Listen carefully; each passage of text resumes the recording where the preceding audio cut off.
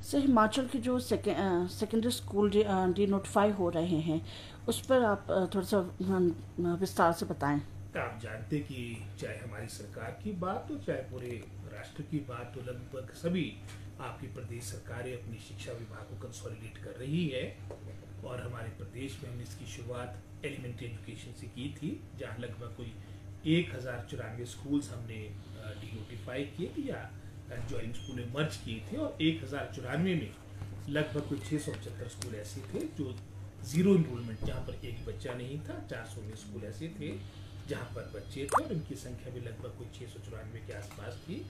और अधिकतर बच्चों ने, हमारे लगभग 95% बच्चों ने ज्वाइनिंग स्कूल में अपनी एडमिशन भी ले ली थी। और दूसरे क्रम में अब जो हायर एजुकेशन के हमारे संस्थान है, जैसे सीनियर सेकेंडरी स्कूल की आपने बात की, वरिष्ठ माध्यमिक पाठशालाओं की बात की, इसमें भी फर्दर मैं समझता हूँ स्ट्रेंथनिंग का, कंसोलिडेशन का हमारा प्रोसेस प्रारंभ हो चुका है।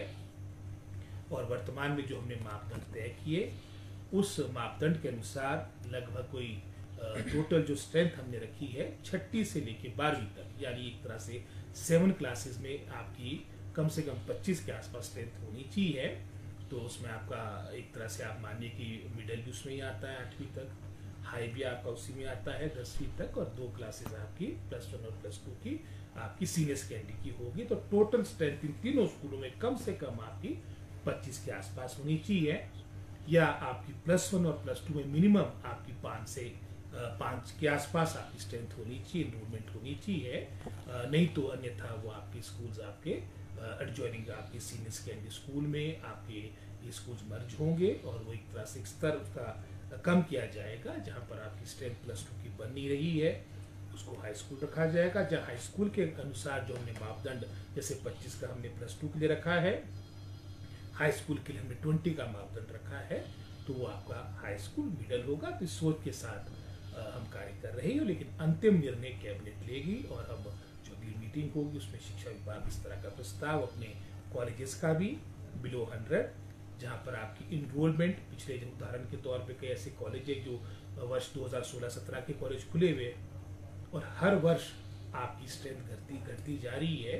उदाहरण के तौर पे कई कॉलेजेस ऐसे थे जहाँ पर जब इनको प्रारंभ किया गया 2016 या 17 में, तो उस वक्त स्ट्रेंथ आपकी लगभग कोई 100 के आसपास थी, लेकिन वर्तमान में वो मात्रा आपकी 40-50 रह चुकी है। तो हर वर्ष आपकी इनरोलमेंट घटती जा रही है। तो 100 से नीचे कॉलेज का होना, और हर वर्ष कोई नया कॉलेज नहीं है, पिछले कुछ 6-8 साल पुराना कॉलेज है, आपकी संख्या, आपकी इनरोलमेंट घटना एक चिंता का विषय है। तो हम एक सोच के साथ कि जो एडजॉइनिंग वहाँ पर कॉलेज होगा, वहाँ पर इन बच्चों को मर्ज किया जाएगा। तो इस सोच के साथ भी हम अपना प्रस्ताव कैबिनेट में ले जाएंगे।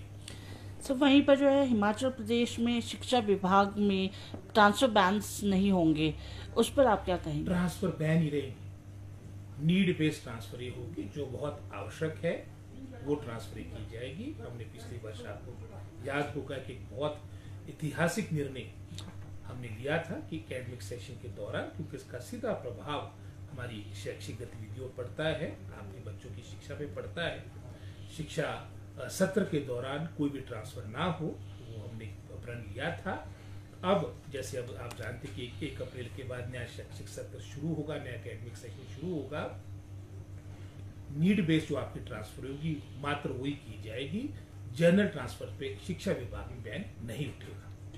वहीं पर जो है प्री प्राइमरी स्कूल में जो बच्चों की देखभाल के लिए है आया रखी जा रही हैं या टीचर्स रखी जा रही हैं, तो वो कहाँ से होंगे, कितने पद उसके भरे जाएंगे? टीचर्स की बात है तो आपको याद होगा लास्ट ईयर हमने लगभग कुछ 6200 एनटीटी टीचर्स की पोस्टें आपकी कैबिनेट के द्वारा सैंक्शन होकर एनपीएससीडीज को चले गया था।